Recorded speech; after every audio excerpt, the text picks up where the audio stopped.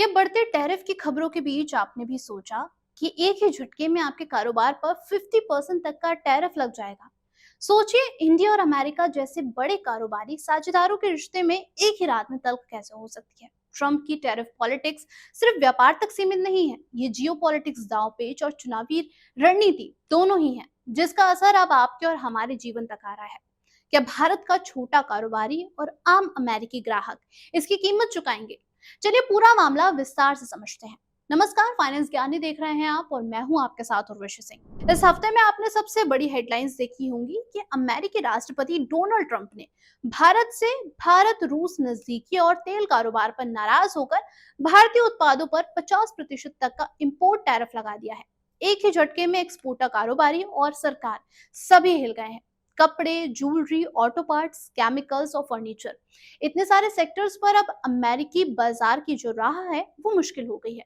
Trump के मुताबिक Bharat America के सामानों पर भारी टैक्स लगाता है और इसीलिए अब उन्हें भी जवाब देना होगा। लेकिन कहानी सिर्फ इतनी नहीं है।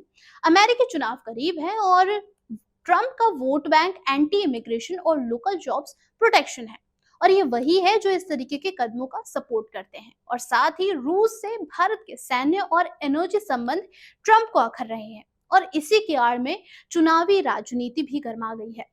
भारत की बात करें तो प्रधानमंत्री नरेंद्र मोदी ने खुलकर कह दिया है कि भारत अपने किसानों और मछुआरों के हित में कोई भी कीमत चुकाने को तैयार है। मोदी के इस स्पष्ट संदेश के बाद देश के किसान, डेयरी और मछुआरा समुदाय खुद को सरकार के साथ खड़ा पा रहे हैं।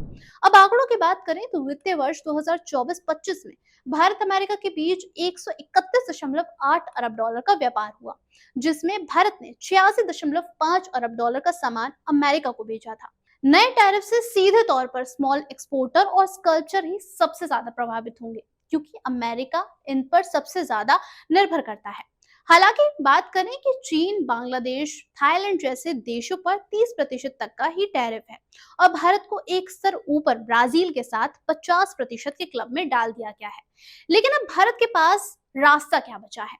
दरअसल कई भारतीय कंपनियां हवाई के मूर्खतापूर्ण खर्च से बचने के लिए सामान समुद्री मार्ग से भेजना शुरू कर रही हैं, ताकि ट्रांसपोर्ट की लागत को कम किया जा सके। इस बदलाव की वजह से अब डिलीवरी के समय इस बदलाव की वजह से अब डिलीवरी का जो समय है वो 7 दिन से बढ़कर 25 से 30 दिन हो गया है।